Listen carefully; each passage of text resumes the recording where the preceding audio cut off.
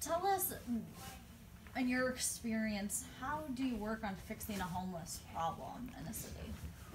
Well, we work at a policy level and a research level. We estimate that in the state of Wisconsin, and on any given evening, there are 20,000 people in the state that do not have a place to live. What is very little known is that over half of those people are actually children, children whose moms and dads haven't been able to find them a place to stay. And we believe that we've made some progress at the policy level over the last few years, but homelessness, especially homeless families, have continued to go up. And while we were able to lobby at the state level in this last budget for some new resources, hopefully some of which will come to the city of Wausau, we're still, as a state, very, very much behind other states. For instance, Wisconsin spends about $3.5 million per year on this issue. The state of Minnesota spends approximately $47 million.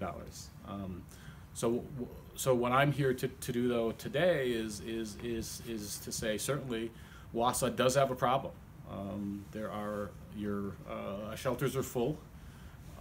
The reality is that in terms of homeless kids, the State Department of Public Instruction shows that in this last year there were 377 children that went through both of your DC Everest and Wausau public school system. What's alarming about that is that's 110% increase over the last 5 years. And so clearly there's a problem here. The good news, quite frankly, is this is the first event like this that I'm aware of in the state of Wisconsin. The good news is that it really does seem like the mayor and the common council really want to tackle this problem. That's not true in other cities. So I think Wausau has a superb advantage and an opportunity to really make some inroads into this problem and to decrease the number of people that don't have a place to live, because you've got the leadership in place that really wants to make it happen. What are some of the things that you'll be talking about tonight or suggesting to City Council about, ways to fix this? Well, I think one of the major things, essentially homelessness is a problem of people not having enough income to have a place to stay. So affordable housing, all kinds of affordable housing, many of it with some support services is certainly important.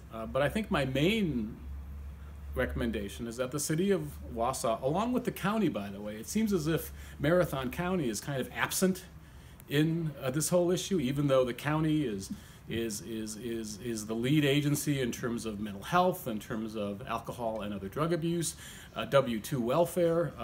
From what I can tell, from what I hear, from what I see, Marathon County leadership, unlike the city leadership, has been absent from the process. But what I really think needs to happen is that Wausau and Marathon County, the business folks, the government folks, all need to sit around a table and to create a plan, quite frankly, a plan that is very specific. So rather than talking about we need more affordable housing, the real question is, how much affordable housing do we need? How many units do we need? How are we going to finance that?